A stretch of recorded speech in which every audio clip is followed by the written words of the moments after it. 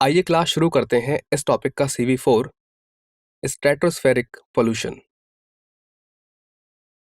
तो class basically यहाँ पर हम उस पोल्यूशन की बात करेंगे जो स्ट्रेटोस्फेयर में पाया जाता है। और हम जानते हैं कि हमारा जो अर्थ है वहाँ पर 10 किलोमीटर तक जो हमारा एटमॉस्फेयर है उसको हम ट्रोपोस्फेयर बोलते हैं। और उसके बाद जो 10 किलोमीटर से लेकर के 50 किलोमीटर तक हमारा जो एटमॉस्फेयर फैला हुआ है उसको हम स्ट्रेटोस्फेयर बोलते हैं। और क्लास हम ये भी जानते हैं कि स्ट्रेटोस्फेयर में ही हमारी ओजोन लेयर का मोर देन 90% पार्ट मौजूद रहता है। तो बेसिकली हम यहाँ पर पॉल्यूशन को ओजोन से रिलेट कर कर ही पढ़ने वाले हैं। आइए देखते हैं कैसे। चलिए सबसे पहले जानते हैं ओजोन के बारे में। तो क्लास ये है ओजोन का स्ट्रक्चर। और जो ओजोन का प्रोडक्शन है अगर उसकी बात की जाए तो ये ओजोन गैस प्रोड्यूस होती है ऑक्सीजन पर अल्ट्रावायलेट किरणों के एक्शन के द्वारा। जब ऑक्सीजन गैस पर अल्ट्रावायलेट किरणें पड़ती हैं तब ये ऑक्सीजन गैस डिसोशिएट होती है एटॉमिक ऑक्सीजन में। और ये atomic oxygen further oxygen gas से रिएक्ट करके अल्ट्रावायलेट रेज के प्रेजेंस में ही ओजोन गैस को फॉर्म करती हैं। तो इस तरह से स्ट्रेटोस्फेयर में लगातार ओजोन गैस बनती रहती है। आइए अब समझते हैं डिप्लीशन ऑफ ओजोन। और क्लास डिप्लीशन ऑफ ओजोन का मतलब होता है ओजोन गैस का डिप्लेट होना यानी कि क्षय होना यानी कि नष्ट होना।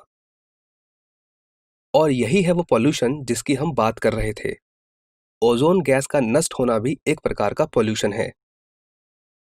और ऐसा क्यों कहा जाता है ये हम इस चैप्टर में आगे समझ जाएंगे। तो क्लास सबसे पहले जानते हैं कि जो ओजोन गैस का डिप्लेशन होता है उसका रीजन क्या है। तो क्लास इसका एक बहुत बड़ा रीजन है क्लोरोफ्लोरोकार्बन्स, जिन्हें हम फ्रेयॉन्स भी कहते हैं, उनका हमारे एटमॉस्फेयर में रिलीज होना।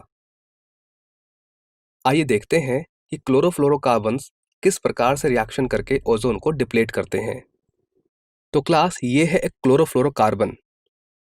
और जब इस पर अल्ट्रावायलेट रेज पड़ती है तब ये जनरेट करता है क्लोरीन फ्री रेडिकल। और ये दूसरी स्पीसीज। और ये जो क्लोरीन फ्री रेडिकल है जब ये कंबाइन होता है ओजोन के साथ तब ये फॉर्म करता है क्लोरीन मोनोऑक्साइड जो खुद एक फ्री रेडिकल है और साथ में ऑक्सीजन गैस। अब क्लास ये जो क्लोरीन मोनोऑक्साइड फ्री रेडिकल है ये फर्दर रिएक्शन करता है एटॉमिक ऑक्सीजन के साथ और फॉर्म करता है एक क्लोरीन फ्री रेडिकल और साथ में ऑक्सीजन गैस। तो क्लास इस रिएक्शन में बेसिकली हुआ क्या है, यहाँ पर क्लोरीन फ्री रेडिकल ने ओजोन गैस को डिप्लेट किया यानी कि ऑक्सीजन में कन्वर्ट किया, जिससे कुछ केमिकल रिएक्शंस हुई और इन केमिकल रिएक्शंस के द्वारा फिर से क्लोरीन रेडिकल फॉर्म हो गया। और इस तरह से ये क्लोरीन फ्री रेडिकल एक साइकिल फॉर्म कर लेता है और ये रिएक्शंस रिपीट होती रहती हैं और बहुत थोड़े अमाउंट में क्लोरीन फ्री रेडिकल ओजोन के बहुत बड़े अमाउंट को डिप्लेट कर सकता है। तो यहाँ से हम ये भी कह सकते हैं कि क्लोरोफ्लोरोकार्बन की बहुत थोड़ी सी मात्रा ओजोन की बहुत बड़ी मात्रा को डिप्लेट कर सकती है। और इन्हीं केमिकल रिएक्शंस की वजह से हमारी ओजोन लेयर की जो कॉन्सेंट्रेशन है वो एक खास जगह पर बहुत डिक्रीज हो गई है, जिसको हम ओजोन होल के नाम से भी जानते हैं।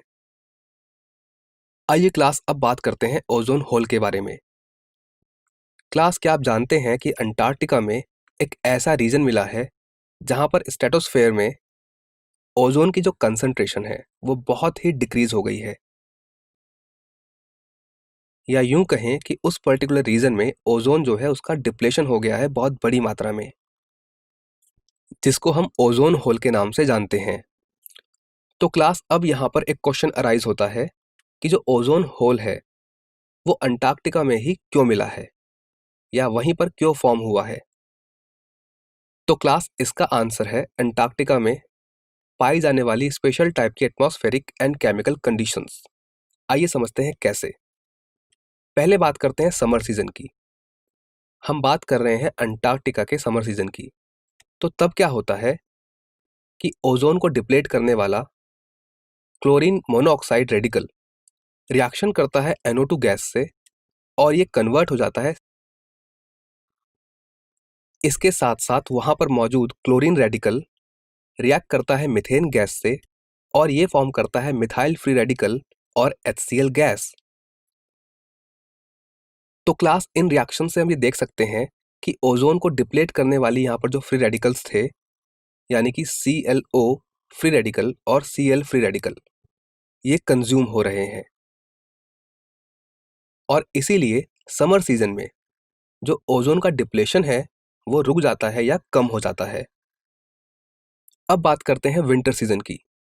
तो क्लास विंटर सीजन में क्या होता है, अंटार्कटिका के रीजन में एक स्पेशल टाइप के क्लाउड्स फॉर्म होते हैं जिनको पोलर स्ट्रेटोस्फेरिक क्लाउड्स भी कहा जाता है। और ये जो क्लाउड है ये एक सरफेस प्रोवाइड करता है कुछ केमिकल रिएक्शंस के लिए। आइए देखते हैं कि वो केमिकल रिएक्शंस क्या हैं। सबसे पहले ClONO2 गैस रिएक्शन करती है वाटर वेपर के साथ और फॉर्म करती है HOCl गैस और साथ में HNO3 गैस।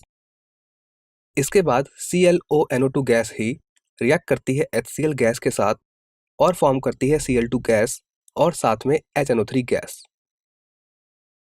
इसके बाद जब स्प्रिंग आता है और भरपूर मात्रा में सनलाइट मिलती है, तब क्लास ये जो HOCl गैस है इसका सनलाइट के प्रेजेंस में डिसोसिएशन होता है OH रेडिकल में और Cl रेडिकल में। और ये जो Cl2 गैस है इसका भी डिसोसिएशन होता है Cl रेडिकल में।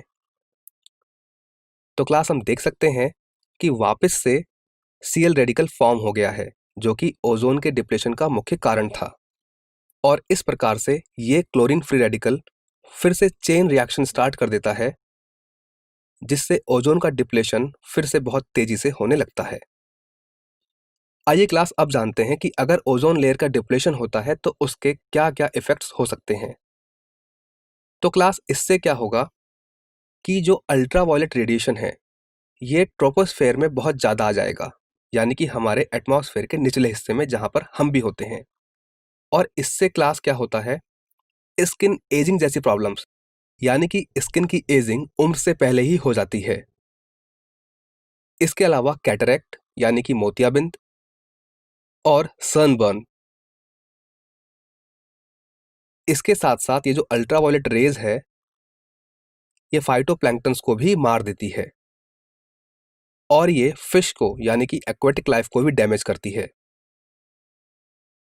और इसके साथ साथ ये डिफरेंट सब्सटेंसेस के पेंट्स को भी हानि पहुंचाती है।